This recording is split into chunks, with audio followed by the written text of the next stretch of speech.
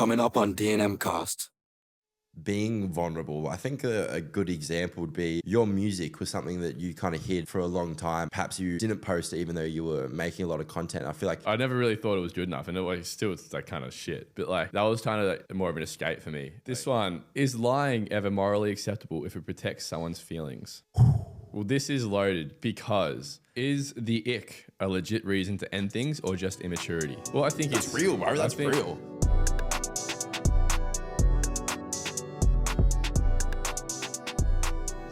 Shut up. All right. Welcome back to DNM Cast, episode 57. 69. 57. Bro, you are so immature. 57. So immature. It's a duo today. We are just me and Luke, so lucky you guys. Yeah, Dee's got a flat on the way here, unfortunately. Something like that. But yeah, no, we've had a fair bit going on, and I think off camera, all of us individually. So. So I think elephant in the room. You got a new jumper on. That's nice. Yeah, Carl and Jackie O. Oh, whoa! Oh my God, how'd you get that? Carl and Jackie O jumper. Yeah, went on air with Carl and Jackie O, which is pretty surreal. Like that was, I don't know. There's not many times throughout this whole year I've been like, holy fuck, except like that moment. I was like, sitting in the chair with Carl and Jackie. Yeah. And yeah, no, I think there's been a lot of curiosity about how that happened. Did you say hi to Jackie for me? Yeah, man. That was your one job, was to say hi to Jackie for me. Yeah, no, they're all lovely people. And I think a common misconception with them is the only question people have asked me is like, are they actually assholes in real life? I'm like, I didn't even think they were assholes before I went in, and no, they're lovely people in real life. But yeah, no, how I got it. So from the DNM Blind Dating video, one of the girls, Millie, so massive shout out. The winner, actually. The winner. Yeah, she works for Carl and Jackie O as a producer. Took Tom's heart away from him. Yeah. Yeah, so she works for Carl and Jackie O, and she messaged me. So I went on the Tuesday. She messaged me on the Monday at midday saying, look, I need a guy to come into Sydney for a like dating segment. Would you be down? I'm like, fuck yeah, 100%. I'm not doing anything. Let me think about it. I'll get back to you. So yeah, I called the producer. She worded me up. And yeah, it was well in 24 hours, that one. I flew to Sydney at 5 p.m. and went on at 8 a.m. the next day. Came home straight away. Good. Make it back for footy training? Yeah, I did. I actually did. There you go. It was good fun though, yeah. So national radio, we can tick that off. Because they're live, aren't they? They are live, and that was definitely a scary part of it for me.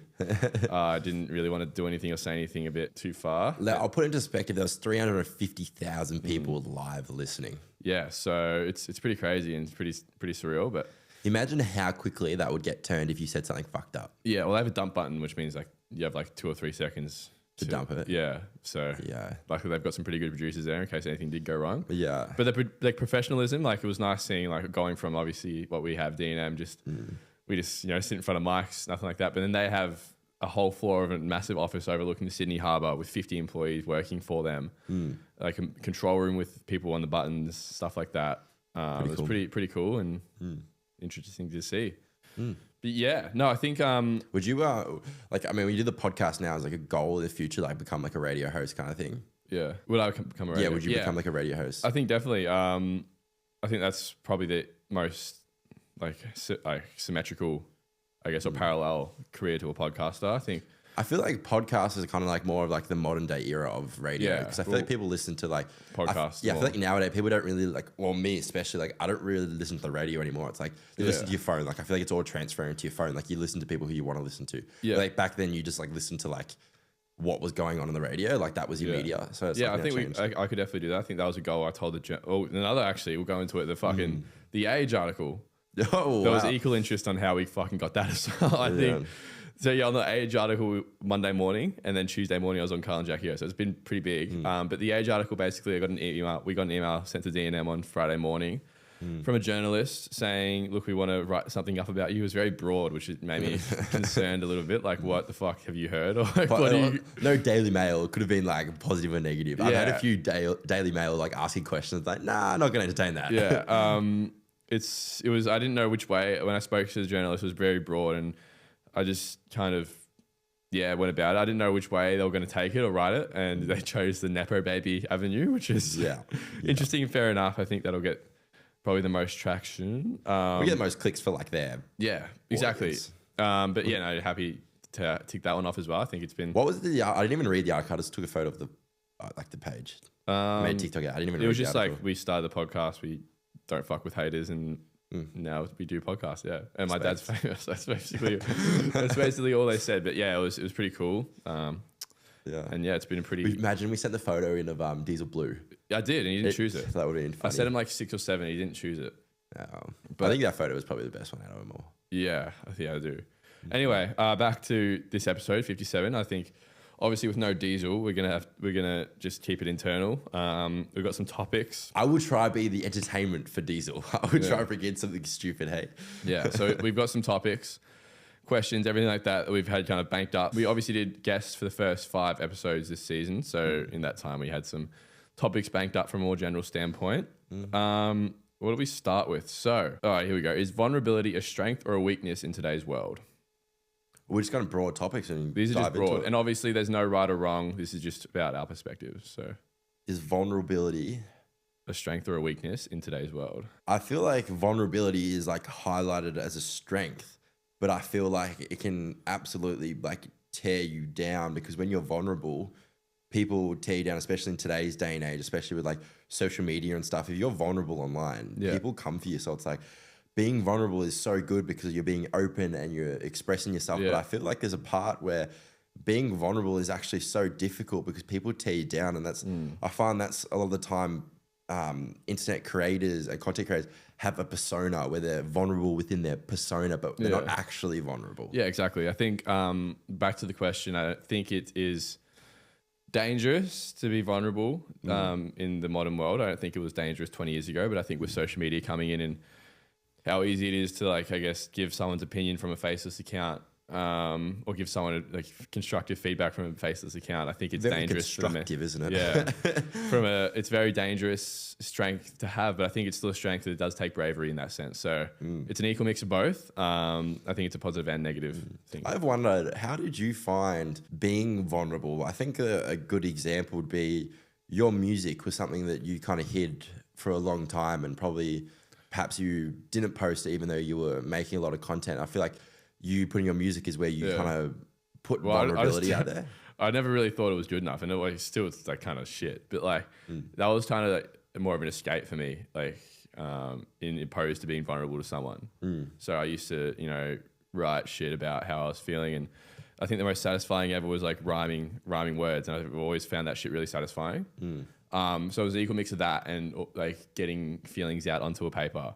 And I just never really thought it was good enough, and I didn't really want to open that kind of aspect of my life up, because then you have nothing left to like go to when you think. But like, I don't know. I think I've never put out any like music where I'm super vulnerable, and it's probably the best stuff. Like my best stuff. I think the stuff you've shown me, I've liked a lot better. The stuff that's actually not out. Yeah. But I don't know. Actually, I do question about like being vulnerable is so hard in today's age. I mean, everyone says, be vulnerable, open up. Like, it's important for your mental health to open up, which I 100% agree. But it is so scary to be vulnerable because there's so many faceless trolls and so many people out there that will bring you down for just being you. And like, how do you get over that? I mean, it's so difficult. So it's very hypocritical. I think people will be like, be vulnerable, but the same people who are tearing people down for like an opinion they don't like when they're just being vulnerable. So it's like, if you're encouraging people to be vulnerable, you have to kind of be open to all kinds of opinions and all kinds of feelings. And so it's like, it's almost you be vulnerable,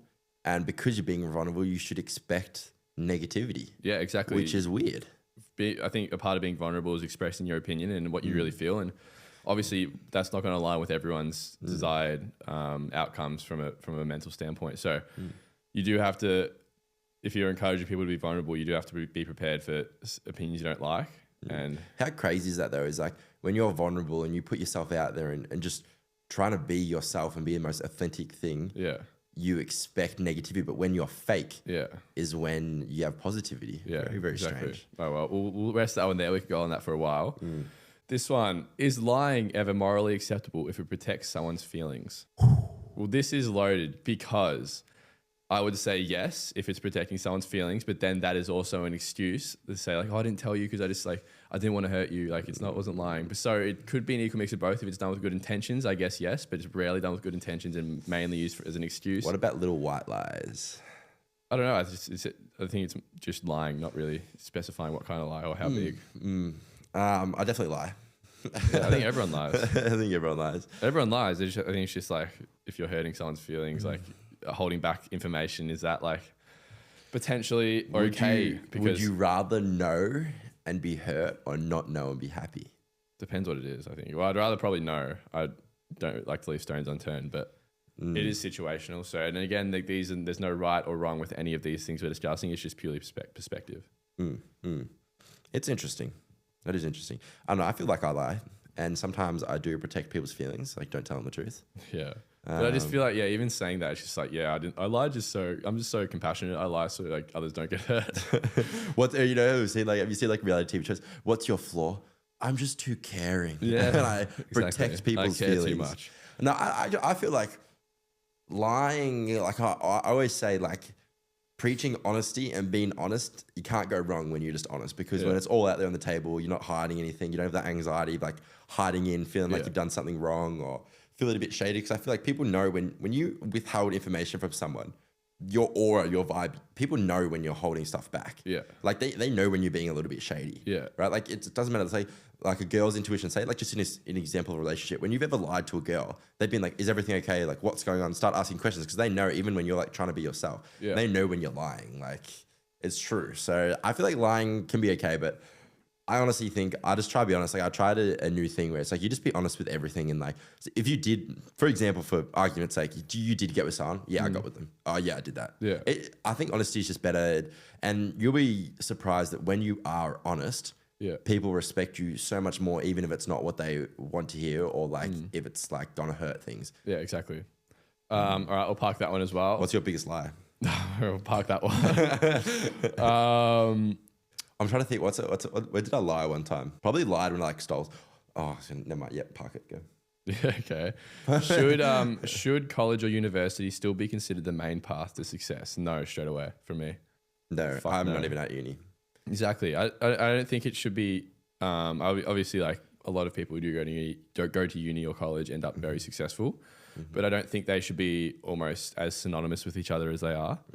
I think I have a kind of a strong opinion on this. Yeah, I think you look at like the top founders in the world, like Steve Jobs and shit. Like none of them went to college. Like obviously, like there's so many exceptions to this, and you can have a debate about whatever you want. My opinion is that you don't need that kind of formal degree or education to be successful. I think if you, I personally think self-education is so much more valuable, and you learn a lot more from the internet and even AI and shit like that these days than you can from what pisses me off is I do business at uni, and I'm learning about business from some motherfucker who like has never like succeeded in business. Because if they did succeed in business, why the fuck are they teaching it at a university?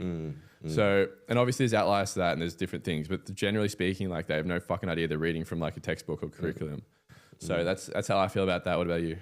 I think to gain perspective, you need real life knowledge. Exactly. Yeah. And gaining perspective is literally one of the greatest strengths that someone can have, is understanding things from different point of views and understanding different things. And you need that perspective with real life experiences. And I'm not saying uni's bad or anything. I think it's awesome. You can get so many good jobs. That is definitely a pathway that is shown successful, and so many people have become so successful from doing their uni degrees, and that is absolutely awesome. Me personally, I believe that I can do what I want to do without needing someone to tell me what I should and shouldn't do. Yeah. I was so horrible at school. Like I was classic case of dad being the principal, me being like the shit student. And I hated school. I hate being told what to do. I hate having to follow structures. I just like doing what I want to do. Like anyone that knows me, I do what I want to do. Like if I don't want to be there, I won't be there. Like I just do what I please. That sounds fucked up, but that's just how I live my life. And if I want to work on my business, I feel as if if I have a business idea and I spend 4 years learning how to run that business, instead of learning 4 years about the ins and outs of business, I'll learn more from learning 4 years doing it myself. Exactly, because you learn through experience and you make mistakes, and making mistakes is the most valuable way to learn. I think in saying that, marketing degrees are probably the most useless pieces of paper you can ever get. Marketing is one of those things where it's like, so you like relying on creativity. And when you've got 60 people in a lecture hall learning the same marketing styles, you've just got a bunch of fucking robots coming out that are going to... But give me an example. A business, the way that they market right now is what, through TikTok and Instagram, for example. Why does every marketing person come out of market and they don't have followers on TikTok? They're not known on TikTok. So like, how can you like... Well, there's a difference between marketing a personal and actual like brand. Yeah, there's differences between that, so, but I just find pretty big differences, and that's what you get taught at uni, how to like market a brand or like a company. But marketing is so reliant on creativity, and when you're almost taking away that creativity by making people do assessments where you're grading them on not like on like how well they're following a brief or like an assignment overview, that takes away the creativity. So I think when you're limiting creativity in an industry like marketing, it's very dangerous. And I've had to start, like I did a unit where I did marketing and I fucking hated it because I was just getting told, no, that won't work because it's ineffective. Like, bro, I just use that on my podcast and I've just got 1.5 million views. Like, what are you talking about? I would like to, well, we actually will. We'll be coming out with, you know, like DNM products, and the DNM line will become larger than just a podcast. And you'll see how we develop from personal brands on DNM to DNM brand, and we're going to explore that, and we'll show you like firsthand how we're doing this. What was I going to say? I had something to say. I was trying to convince my university lecturer last year when we started DNM that rage baiting was a valid marketing technique. He goes, no, that's unsustainable. Look at me now. So the one thing I do like about uni is that I think a lot of people do lack in today is the thing about uni is structure and consistency, and it teaches you to show up and get things done when you don't want to do it. And that's something that's very valuable that people need to know, because once you're not in a system of doing structure, it's very hard to stay disciplined to do things that you need to do but you don't do. When, say for example, when you're at home and you go, oh, I got to do this. You go, oh, I got to do this work. Oh fuck, I won't do it. I don't want to edit this video. Sometimes, and you just leave it sometimes because you don't have those deadlines, you don't have those structures, and you don't have those connections. So I think sometimes uni on the flip can be so positive for structures, deadlines, discipline. All those things can be so good. But if you can find that outside of university, then maybe that's what I found, and that helps for me. If you don't need that push, then maybe you don't need uni. Yeah, but some people do need that push. This links back to that. Is the traditional 9 to 5 dead, or we still need it for structure? I think we need it for structure. I think no one works these days. Nah, no one you hang around. So, no one works, but I feel like everyone's always on like holidays or breaks. Like it's changed to nowadays. Yeah, well, I think we do need the 9 to 5 for structure. Obviously, it's a thriving, not industry, but like thriving concept, the 9 to 5. Overall, I think traditional 9 to 5 isn't dead. I think people are just starting to like wake up to it and think they've been, I guess, trained their whole life, literally from primary school to through high school, to be like 9 to 5. The thing about the concept of school, you go there at 8, finish at 3. Some places you have to wear a fucking suit to school, and you have like lunch break, recess break. It's very reflective of like a 9 to 5 job. So like they're almost training you from a very young age to be okay with that, and that's exactly what you do. And all throughout school, like the training you, teach you subjects, it all translate to like a 9 to 5 job. Next one, do you think humans are wired to be monogamous, or is that a social construct? Is that monogamy? Yeah, so like one partner. I only know that from Hinge.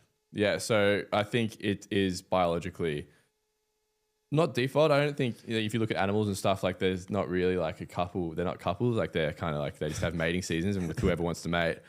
So Tom has mating seasons. But I think monogamy is somewhat of a social construct. Like obviously we didn't evolve thinking, oh shit, we have to find someone and settle down. Yeah, Adam and Eve, but that's not biological. That's more religion. Is it? Yeah, that's religion, not biology.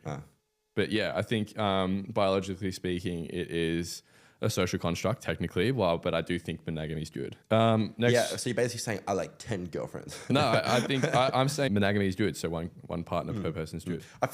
I think the one thing is when you have like sex with so many people, you lose that like connection that you have with them. I feel like every time you have sex with someone, you have like a little like soul bond, a little like connection somewhat. And it's like as soon as you've like had sex with so many people, you lose that like mate. Soul. No, I can't relate, man. I don't know what you're talking about. I can say it. I fucking relate. Like I've never there's no doubt. Like I went through a phase where I definitely slept around. Like there's no like I don't like I'm open with that. Like I don't give a fuck. Like I slept around, but like that taught me and learned that like I didn't need that to fulfill something that I was trying to find. Like people go through phases and people are so scared to say it. But I'll say that I've definitely gone through things, and I went through relationships that I found that I was trying to find a connection through trying to find someone new and just like comparing them to old people. So it's like I didn't think that was healthy, and I had to like work on that and change as I like grew as a person. That's what happens. There you go, Luke's. Luke's should people share passwords in relationships? What? Didn't you break up with the ex because of that? No. Yeah, I thought so. He's lied to you right now. Anyway, no. I think yes. But personally, like I have passwords on my phone, like all my apps on my phones and shit. Yeah. On my messages, on my photos app, like they're all password protected. Like you need like 6 or 7 passwords to actually use my phone. Yeah. So I think generally speaking, I think there should be that level of trust, but that trust shouldn't also be abused. Or are you lying? No, I think it's good. If you don't have anything to hide, then why the fuck are you not giving your partner your password? But I don't think that should be abused whether she's like going through your phone to find something. I think. What about talking stages? Should they go on your phone? No, maybe you could help me right now. No. Someone wants to go on my phone. Yeah, you know what she'd find, and I know what she'd find. So yeah, maybe. Yeah, well, do you ever your past? I don't think you're lost. I like tried to compare it to myself. Like if I like saw someone's phone and I saw there's like a name on there, say Jack. Yeah. I would go, fuck, what's Jack doing? Let me search about Jack. Curiosity. I just have to search them up. I have to know what's going on. And then as soon as I know a name, then I look at them and I'm like, so how's Jack going? Yeah. How's this guy? Like I don't like it. So yeah, I did see a footy player on her phone. And I was like, oh. There you go. But no, back to the question. I think yes, but it shouldn't be abused to sharing passwords in a relationship. I think, if you're looking for something to get pissed off about, 9 times out of 10, you're going to find something to get pissed off about. So I think if you're looking for that intent, then no. But if you're looking why not? Looking through photos and stuff, it's fine. Next topic, should marriage still be the end goal or is that an outdated expectation? Ooh. I think it should be the end goal. I think marriage is probably the most ultimate form of connection you can build with someone, and it is the end goal by definition. Whether I think it's completely necessary, I don't. I think you can have a very passionate and loving relationship with someone without getting the government involved or having like a ceremony like announcing your marriage. But I do want to get married, and I do think, but I don't believe in like the you have to get married kind of thing. Thinking about this is something I've been thinking about, and sometimes probably a reason that I haven't like wanted a relationship, or perhaps I'm just not ready for a relationship. But sometimes I feel like when I'm in a relationship, I come like a little bit complacent. Yeah. Like I become kind of like happy with where I am, and then you stop pushing, you stop grinding. So like perhaps like there's a certain person out there that motivates you. I think that's what a good partner does, is motivates you to be happy and motivates you at the same time. But I found maybe just like the people around me or the people my age, and maybe we're just not mature enough yet. But I found that I just get like, you just get happy, and your downtime is just like with them. You go, oh, I won't do this, I won't do that. I become a little bit lazy. Yeah. I don't know. It's like, I've just been finding that. So like right now, like my thoughts on marriage is probably a little bit different to what it will be in a couple of years. But I think the end goal, I would love to have kids and like get married. So yeah, no.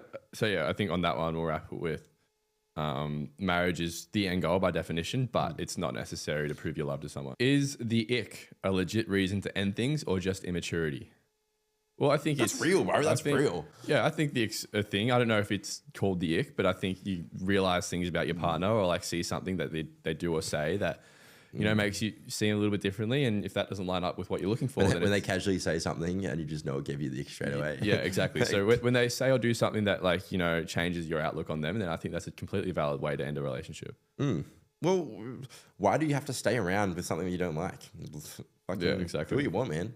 But yeah, I don't know. The ick's interesting. I never really got the ick from like people. Like I'm always like pretty like chill going. But there was only like one thing that gives me the ick is when they're like unhygienic or a bit gross. Like me I don't too. know. I'm gross myself, but like fuck.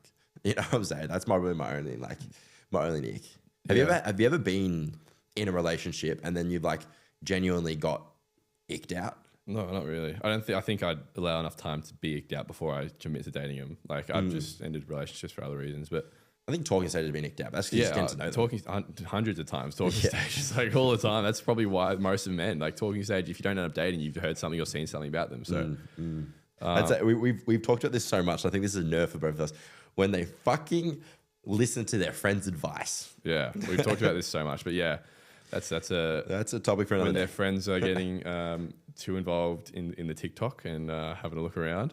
It's a topic for another day. Even when the girls start like looking too far down TikTok and seeing videos of us that we've said or done like on the podcast, like I don't know, like if you're gonna judge me off, like all I say to them is like, you can either judge me based off what you see on your phone or like how I am around you, because it's two very different things. And social media doesn't like reflect a person, and I think that's the most relevant thing we can say. Is jealousy a sign of love or insecurity? If I did something my girlfriend wasn't jealous, holy shit, that's not a good relationship. Yeah, I think you get like a certain sense of like, okay, she does care about me. When they do like get jealous, like say, oh, who's this? Like, I think it's hot when they get jealous. Yeah, not even that. I think it's like you get this like reassurance when they get jealous almost. I think reassurance is big for me. So But like that's a bit like red flaggy because you can like say like, oh, you're just making him jealous so you can get like reassured. Like no, but like when they do on the off occasion get jealous, it is like a bit reassuring.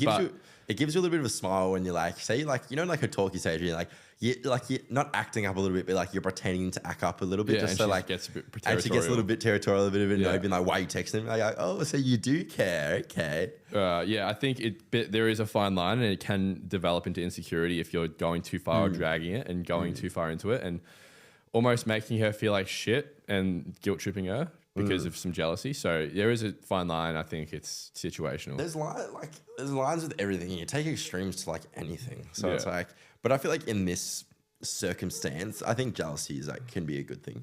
I think jealousy just means you care. Yeah. And if you care, that's good that you care about your partner. Next one is closure a myth or something that we really need? I think I'll start this one off. I think closure is something that personally I need. It is situational and there's no right or wrong, again, it's perspective. But I think closure is something I feel like I need. And otherwise I'll just be thinking about it every day nonstop until I get that closure. And there's still things that's happened to me where it's been like year or 2 years that, you know, not a day will probably go past where I haven't thought about, I wonder what that person's thinking, or I wonder what, because there's been no closure. I didn't know how they left things. I didn't know what they're thinking now. So there's a curiosity, but I think it also feeds the mind. So do you find you found closure with all your things now? Nah. No. Do you find, do you find yourself just like randomly thinking about them? Yeah, no, I think I've got like, there's probably like, I'd say 2 girls, one of which I didn't even date, that like would be constantly probably an everyday thing where just some point in my day, I'm just thinking, damn, and every single day. So I'd be like, it's weird, isn't it? Yeah. And that's because you didn't get closure with them? I think so, yeah. There might have been a form of closure, but I don't think it was satisfactory. So I still have the same thing. I have one of my good friends we always talk about. We had like the same situation kind of thing just growing up. You grew up with them, blah, blah, blah, whatever. And I feel like sometimes I still think about them, not in like a way of like I miss them or like I want them. Like you don't want them back and you will never be with them. But I think some part of you is like, oh, I like hope they're going okay. I still care for them. Yeah. And like there's always a party that cares. So you're just like, oh, like I hope they're going okay. Like, oh, do you reckon they ever think about me? Like things like that. I know I actually had to speak about this. Like when I had a thing, I found myself like kind of like as soon as I got this feelings of, we can go into this a little bit. I was talking to someone and I actually had to end it because I just knew I wasn't ready. I didn't have the closure, but I was talking to someone and I like finally got close to someone and I was like laying, you know, when you like lay in bed with them and you're just like kind of comfortable with each other and you just get that feeling of what you used to have with someone else. Yeah. And it just those feelings remind you of what it was like with them and then just throws you off. I kept getting that and I had to like end it. I was just like, hey, look, I don't think I'm in a place where I've had enough closure. I think I need some time to work on myself. Yeah. But yeah, I think closure is a difficult thing. I don't even know how you get closure sometimes. I think you get closure by like finding something new. Yeah. And then you just kind of forget. Yeah. Well, I think so. I don't know. I wouldn't know. I've like still got things I'm still waiting on like the closure for it to like leave my head. But do you think you don't get closure because you think there's another door to open?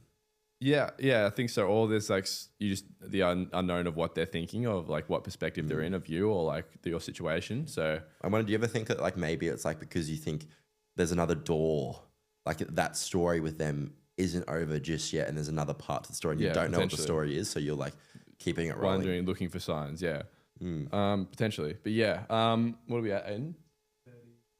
33. We'll do one more. Who should make the first move? Does it still matter? I think I'm pretty like old fashioned on this. I think the guy should always make the first move, but I know what you're going to say. I don't.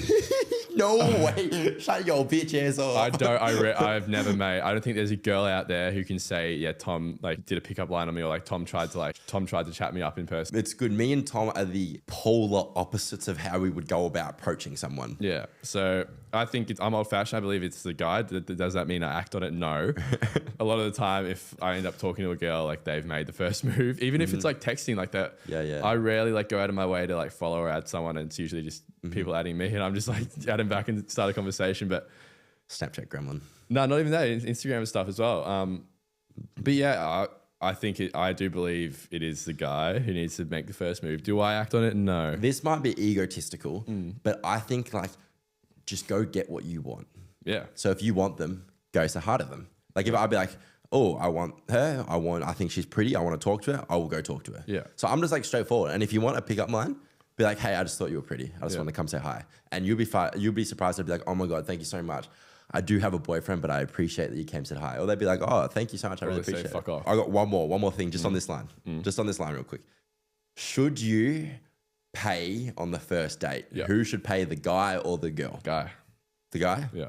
I reckon in today's day and age, it's whoever took them out should pay. I think it's regardless should just be the guy. I think it's a nice gentleman thing to do.